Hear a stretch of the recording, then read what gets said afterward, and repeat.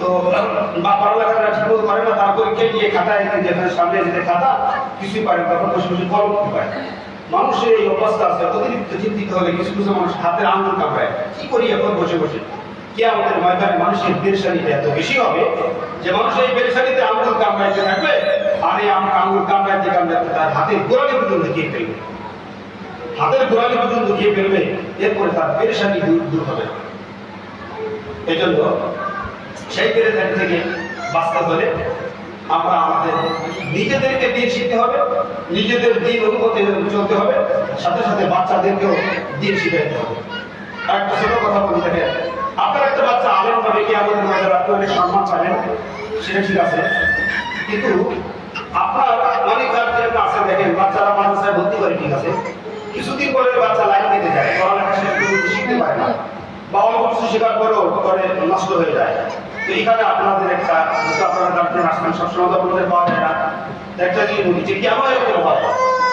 দেখুন আপনার একটা সন্তান আলেম হবে, তো এর আগে আপনার একটা আলেমের মা হতে হবে। আপনার একটা সন্তান হাফেজ হবে, এর আগে আপনার একটা হাফেজের মা হতে হবে। আপনি যদি একটা যোগ্য হাফেজের মা হতে পারেন, কারণ আপনাকে কি আমাদের ময়দানে হাসরের মাঠবাসীর ময়দানে আল্লাহ তাআলা সকলের সামনে নাম ধরে রেখে আপনার একটা মুকুট পরে দেওয়ার দিকে আপনার মাথায়, তো এই সম্মানটা আপনি পাবেন, সেই তৈরি আপনার হতে হবে না।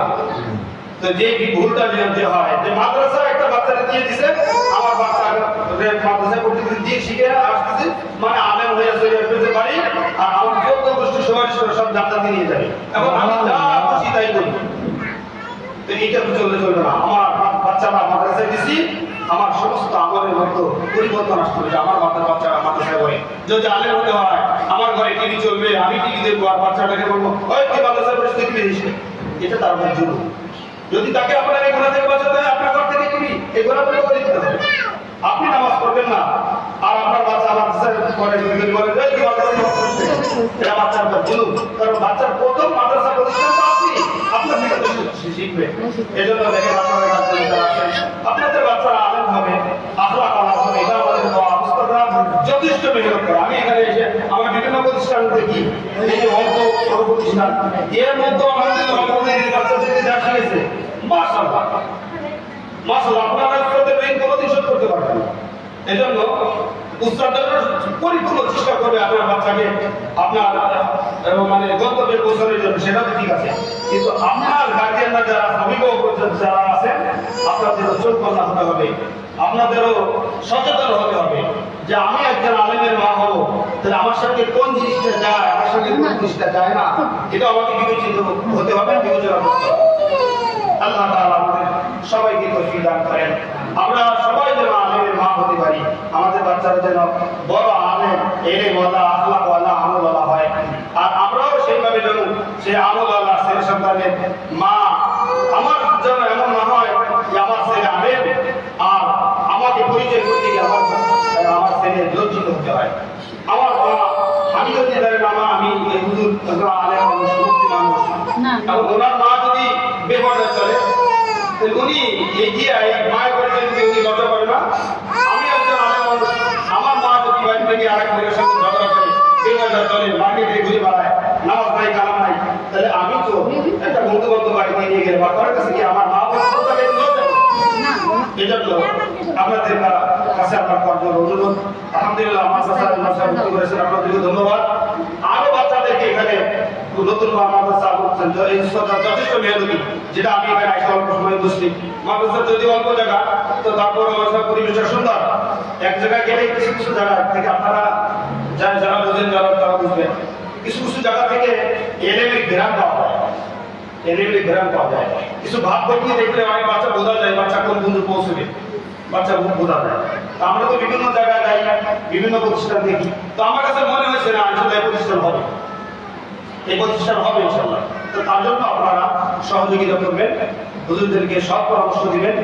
হ্যাঁ, এরপরে হুজুররা মানুষ বিভিন্ন জায়গায় এই কনফারেন্স শুনতে আসলে হুজুর অতিষ্ঠ হয়ে যায়, আমরা অনেক দিশেহারা হয়ে যায়।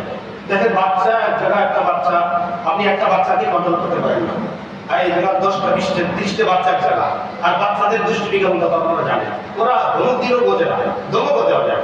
একটা মানুষ তো সে মাথা তো দিন শেষে একটা শাসক তো এখন বোর্ডে থেকে বলে দেওয়া কোন বাচ্চাদেরকে লাঠি ব্যবহার করবেন না, অতিরিক্ত শাসন করতে যাবেন না। এরপরে মানুষ হিসেবে অনেক সময় রাগ আসে যায়, আপনি একটা বাচ্চা সহ্য করতে পারেন না, কারণ 35টা বাচ্চা কিভাবে সহ্য করে। তো শাসকের ক্ষেত্রে যদি এমন হয়ে যায় যে 19-20 হয়ে গেলেও উস্তাদের সাথে যদি বাচ্চা নিয়ে এসে আপনার যদি কোনো কিছু বলা হয়, সুন্দর একটা কথা বলছে যে আপনার যদি কোনো অভিযোগ থাকে সেটা লিখে অভিযোগ দিবে, আপনার বাচ্চা জানতেও পারবে না যে আমার গার্জেন আমার অভিযোগ দিচ্ছে। আপনার বাচ্চাটা আপনি আখলাকওয়ালা বানাতে চান, আদরওয়ালা বানাতে চান, কিন্তু যার থেকে আদব শিখবে আপনি তার কাছে এসে তার সাথে বেয়াদবি করবেন, তাহলে কি করে আপনার বাচ্চা আদব শিখবে? প্রশ্নই আসে না। আর 3টি জিনিসের মহব্বতের বিনিময়, এটা আপনাকে করতেই হবে যদি আপনার বাচ্চাকে আপনি আলেম বানাতে হয়। 3টি জিনিসের বলে যে মহব্বত আপনার জন্য ফরজ মনে করেন, 3টি জিনিসের মহব্বত আজমত আপনার বাচ্চার মধ্যে আপনার মধ্যে থাকতে হবে, তাহলে আপনি এলেম পাবেন।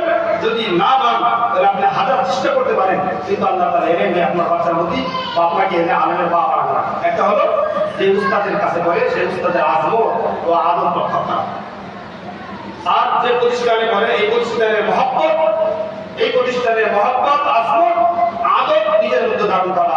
আর একটা হলো আমার বাচ্চা যতটুকুনি পড়ে এই পড়াটাকে অনেক বড় মনে করে দেখা।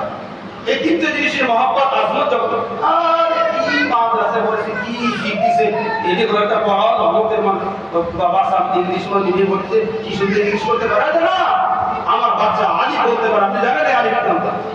কিয়ামতের ময়দানে আল্লাহ তাআলা আলিমের জাযা যদি আপনাকে দান করে, আপনি গার্জেন জান্নাতে যাওয়ার জন্য যথেষ্ট হয়ে যাবে। একটা আলিমের জাযা আল্লাহ তাআলা দান, আপনার বাচ্চা তো শুধু আলিফ শিখে দেয়, সূরা পড়তে পারে।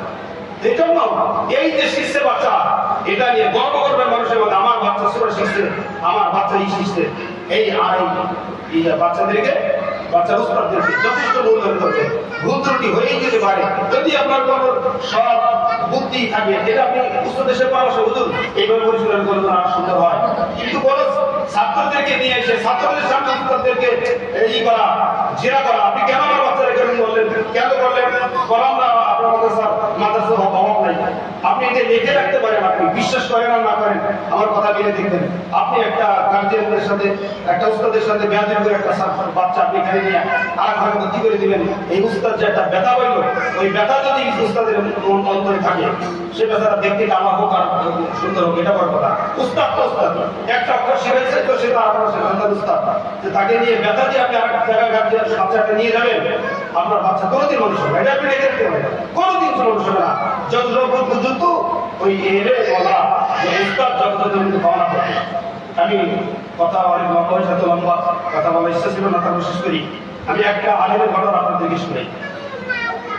উস্তাদ কেমন জিনিস তাদের বুঝে আসবে যে একজন দারুল উলুম দেওবন্দ থেকে অনেক বড় আলেম হয়ে আসছে, মুমতাজ ছাত্র হয়ে আসছে। এই মুমতাজ ছাত্র হয়ে আসার পরে মাঝখান থেকে যখন বিদায় দিবে তখনকার সময় এক কারি সাহেবের সাথে এসে এই তো বিয়াদি হয়েছে, আসার সময় একটু বলে আসে না মৌলানা পাশ হয়ে আলেম হয়েছিল সংসদের কাছে বলে আসছে, কারি সাহেব ই করে না, বলে নাই।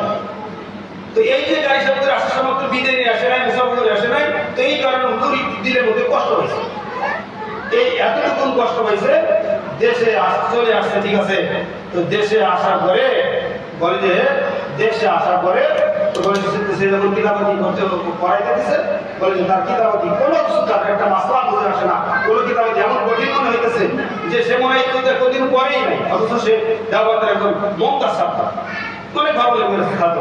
তিনি আবিষ্কার করার চেষ্টা করছেন যে আমার ভুলটা কোথায়, আমি কি করে নাই, বলে যে পরবর্তীতে নিজের ভুল আবিষ্কার করার চেষ্টা করছে। পরে ধরা পড়ছে না তো বলিস নি, আমি তো তার কাছে কারিয়ানা শিখছি, আলিফা শিখছি, তো আমি আলেম ঠিক আছে, কিন্তু সেটা আমার প্রথম উস্তাদ। তো উনি পরবর্তীতে যখন গেছে যে হুজুর আমরা মাফ করে দিয়ে যাওয়ার সময় আমি আসলে আপনার সাথে ফিরে নিতে পারি, বলছে না তুমি এখন বড় আলেম হয়ে গেছো, আমি কারি সাহেব আলিফা পড়াইছি, এই পড়ার কি দাম আছে? বলে হুজুর না আমি ভুল করছি, আমাকে মাফ করে দেন। তো যাই হোক হুজুর পরবর্তীতে মাফ করে দিতে দোয়া করে দিচ্ছে, বলে যে জায়গায় অনেক জায়গায় চলে আসছে। তো এই কথাটা তারা এটাই বুঝে দিতে চাইছি, আপনার বাচ্চার একটা ভারত শিখেছে সে আপনার উস্তাদ, আপনি ওই বাচ্চা উস্তাদের মনে কষ্ট দিয়ে বাচ্চাকে ছিনে নিয়ে যাবেন। উস্তাদের মনে যদি ব্যথা থাকে, আপনি কোনো লাইনে, চাই সে দুনিয়ার লাইনে হোক, আপনি চাই আখেরাতের লাইনে হোক, কোনো লাইনে ওই সন্তান হবে না। এই জন্য আল্লাহ তাআলা আমাদের সকল কার্যের যারা আছেন তাদেরকে এরকম এটা বোঝার তৌফিক দান করেন। হুজুররাও মানুষ, আমরা হুজুর মানুষ মনে করি, হুজুর মানুষকে, হুজুররাও মানুষকে। এজন্য মনে করেন আমারও আগাছে হুজুর মানুষ, তারও গুসা আছে, সে যথেষ্ট চেষ্টা করে গুসাকে দমা রাখার জন্য, এরপর হুজুর হয়ে যেতে পারে। এজন্য এটা আপনার সবসময় দৃষ্টিতে দেখবেন। আর যে তিন জিনিস মহব্বতের কথা বলছি, মানে সাথে ইনশাআল্লাহ তিন জিনিস মহব্বত করবেন। আর হুজুর এখানে মুফতি আহমদুল্লাহ উনি যথেষ্ট চেষ্টা করতেছে আমাদের কাছে কাজ করার জন্য। আর আমার মনে হইতেছে আমাদের সাথে পরিবেশে ছোটখাটো জিনিসটাতে গিয়েছে, এখানে ইনশাআল্লাহ প্রতিষ্ঠান হবে। তার জন্য যেটা দরকার আপনাদের আন্তরিকতা লাগবে, সাহায্য লাগবে ইনশাআল্লাহ।